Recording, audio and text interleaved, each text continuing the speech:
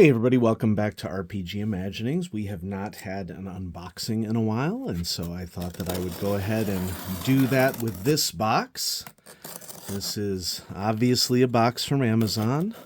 There are particular role-playing games that are not as easy to get. And this would be one of them, at least here in the United States. Let's see what we got. Ready to ship. We have, for Warhammer Fantasy Role-Playing 4th Edition, the highly anticipated Lustria. Being from the United States, I'm not as familiar with the legacy of WFRP because it just was not on the shelf when I was first in FLGSs. But apparently Lustria is a really cool setting for Warhammer Fantasy Role-Playing. Let's check out the back of the book. All right. Perilous adventures in a mysterious continent. Far from the shores of the old world, across the great ocean, is the mysterious continent of Lustria. Tales tell of troves of golden treasure and repositories of arcane lore, ready for the taking by those bold enough to risk it. Each week it seems that another ship full of hopeful adventurers departs to this new world on a voyage of exploration.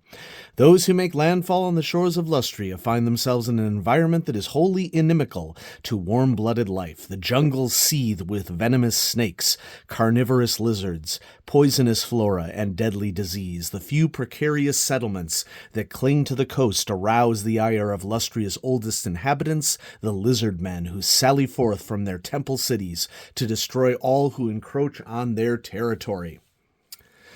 This book contains all players and GMs of Warhammer Fantasy Roleplay need to set their adventures in the mysterious continent of Lustria. The book contains articles on a whole bunch of stuff. Let's check it out. I always like for Warhammer Fantasy Roleplay how there is a portion of every matte cover that is glossy. I think that that's an interesting touch. And wow, we have a big continent map here that shows where various locations are. I mean, it reminds me a lot of the recently released D&D setting Temple of Annihilation. And I'm blanking on what the continent is named there, but it very much smacks of sort of a subtropical Mesoamerican situation. So yeah. Okay. Land of the Ancients, the mysterious continent of Lustria is described. Natural regions and landmarks. Cool. It's actually pretty varied.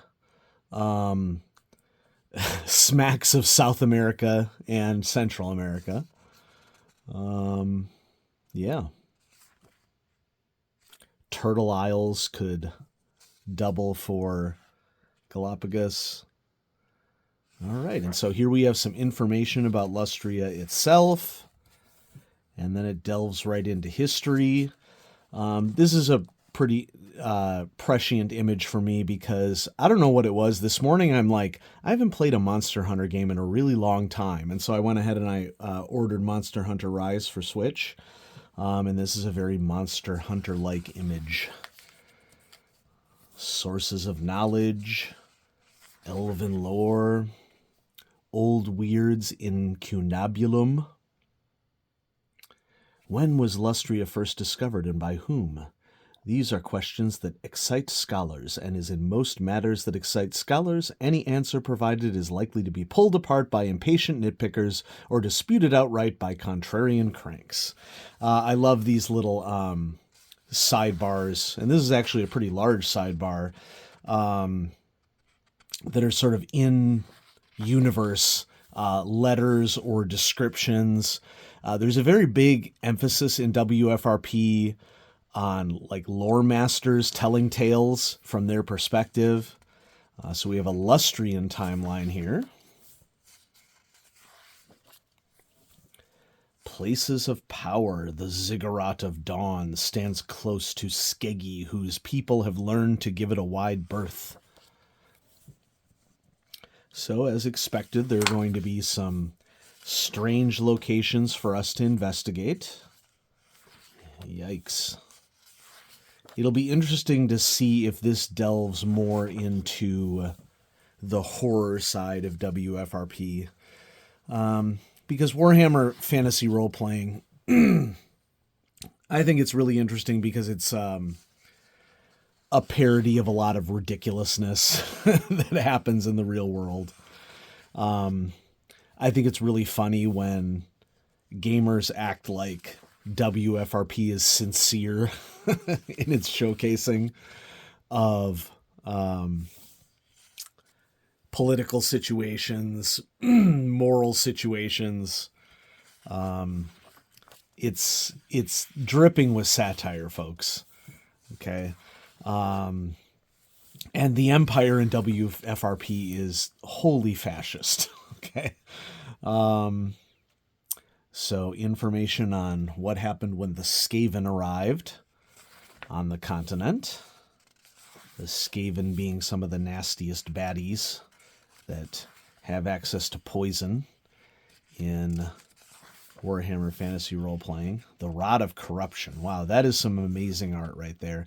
This is a pretty typical example of Warhammer like horror art, and it is always disgusting, but it is always evocative.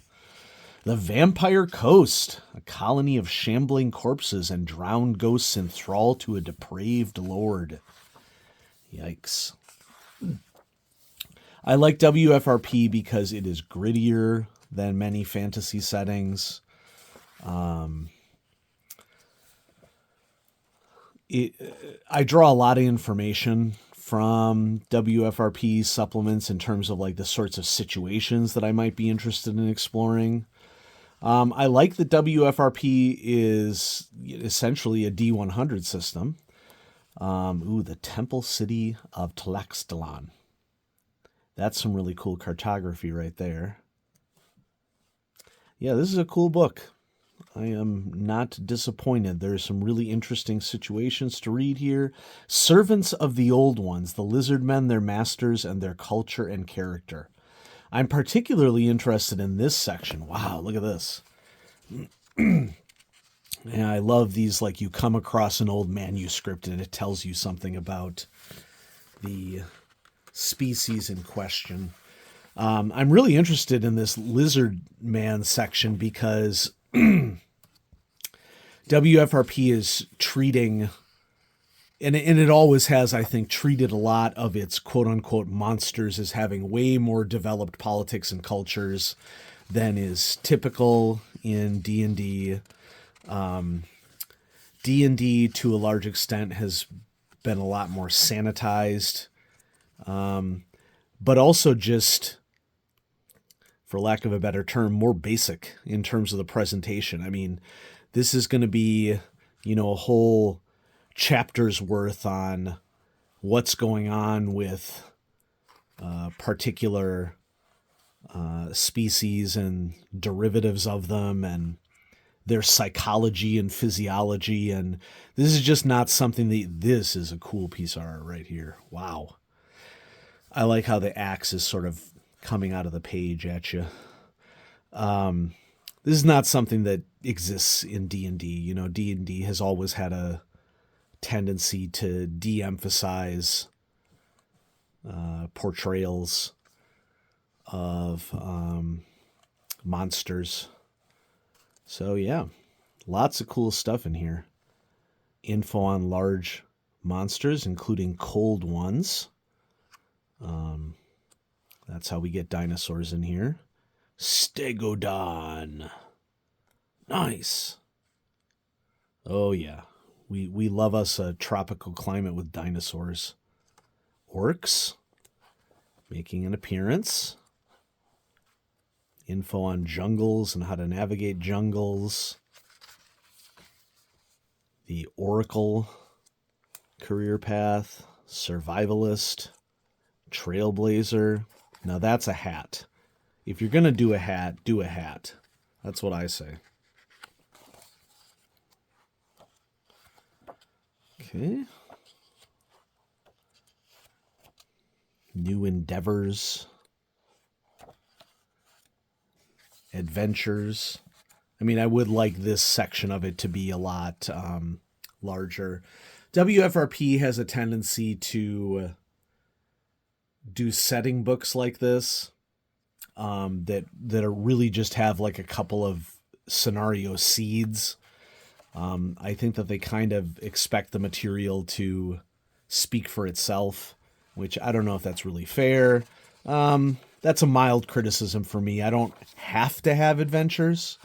I mean, the Enemy Within campaign is the major campaign for WFRP, and I do have it complete now. I don't know if I've featured the campaign in totality on the channel. That might be something that would be worth doing, since Cubicle 7 has updated it. And then we have the map again. I think that this map is the same as the map. Yep, seems like it's the same map as the map in the front cover, I should say. So yeah, there it is. Happy to share it with all of you for Warhammer Fantasy Roleplay 4th Edition, Lustria. This has been highly anticipated, and it looks like it has some really cool content in it that I'm excited to check out. So thanks everybody for watching. Have a great day.